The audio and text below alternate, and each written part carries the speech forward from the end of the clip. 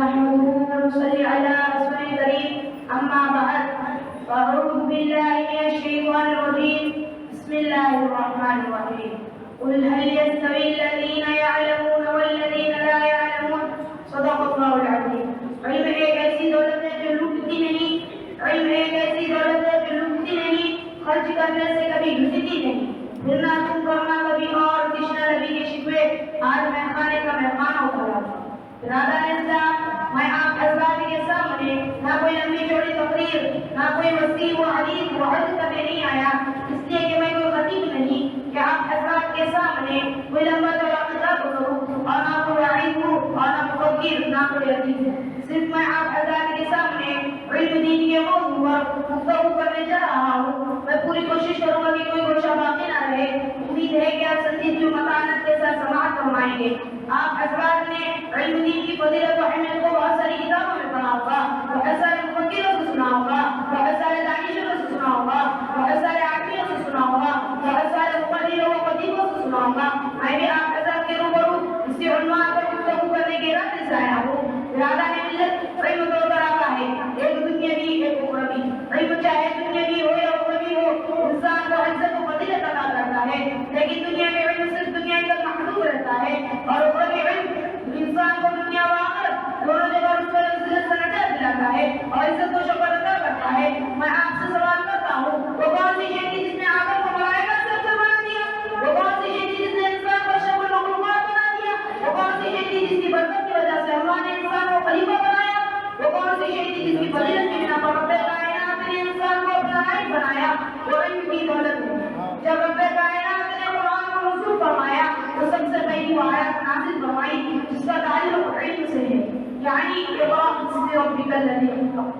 اسلام کے بعد بڑھو اخروی علوم کی فضیلت و اہمیت آیات قرآنیہ اور حدیث نبویہ میں متصل وارد ہوئی. اللہ تبارک و تعالی ارشاد فرماتا ہے قل هل يستوي الذين يعلمون والذين لا يعلمون. اے محمد آپ کہہ دیجئے کہ اہل علم اور اہل جہل یکساں نہیں ہو سکتے، اس طرح توحید و شرک یکساں نہیں ہو سکتے، اس طرح ہدایت ظلمت ایک جگہ جمع نہیں ہو سکتے، اس طرح رفاقت و عداوت برابر نہیں ہو سکتے، اس طرح حق و باطل برابر نہیں ہو سکتے، اسی طرح اہل علم اور اہل جہل برابر نہیں ہو سکتے. ایک حدیث شریف میں محسن انسان صلی اللہ علیہ وسلم نے ارشاد فرمایا فضل العالم على العابد كفضل القمر ليلة البدر على سائر الكوكب. عالم کی فضیلت عابد پر ایسی ہے جیسا کہ چوبیس چاند کی فضیلت تمام ستاروں پر. حضرت عبداللہ بن عباس فرماتے ہیں کہ دوسرے مومنوں کے مقابلے میں اہل علم کے 700 درجات زیادہ ہوں گے اور ہر درجوں کے درمیان مسافت 500 برس کی مسافت کی برابر ہوگی. ارادہ ہے ملک اسلام، لیکن آج کے دور کے مسلمان اپنے بچوں کو اسلامی تعلیمات سے دور رکھتے ہیں اور کم سن بچوں کو افرنگی تعلیمات دیتے ہیں. یہ صرف شیطان کا فریب ہے. وہ شیطان مردود جس نے عادی کر دیا کہ بنی آدم کو جہنم پہنچائے گا، وہ شیطان جو ہمارے دین و اسلام کا دشمن ہے، وہ شیطان جو ہمارے معاشرت کا دشمن، وہ شیطان جو ہمارے کلچر کا دشمن، جو ہمارے کردار کا دشمن، جو ہمارے تہذیب و تمدن کا دشمن ہے. یہ شیطان ہمارے اصلی دشمن ہے. اپنے خوبصورت اور رنگین جال میں پھنسا کر ہمیں تعلیمات اسلام سے دور کرنا چاہتی ہے. یاد رکھیں اگر ہمارے کم سن اور معصوم بچوں کے مرحبا ہے تو اسے عالم دین بنائے، اس لیے کہ محسن کائنات صلی اللہ علیہ وسلم کا ارشاد گرامی ہے یستغفر للعالم ما فی السماوات والارض. زمین و آسمان میں جتنی اشیاء ہے وہ سب عالم کے لیے مغفرت کی دعا کرتی ہے. عالم کے لیے ملائکہ مغفرت کی دعا کرتے ہیں، عالم کے لیے جنات بھی دعا کرتے ہیں، عالم کے لیے کیڑے مکوڑے بھی دعا کرتے ہیں،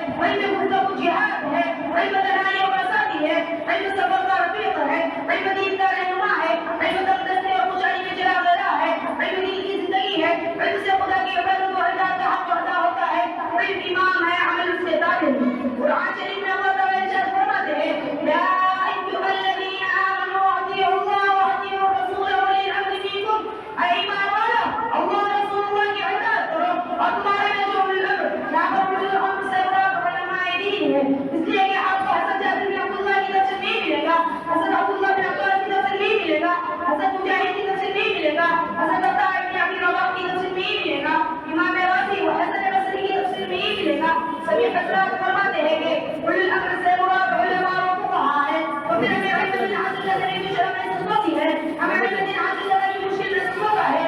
اس کی وجہ یہ ہو سکتی ہے کہ شیطان ہمارے دلوں میں وسوسے ڈالتا ہے یا ہمارے عقائد و ارادے کمزور پڑتے ہیں۔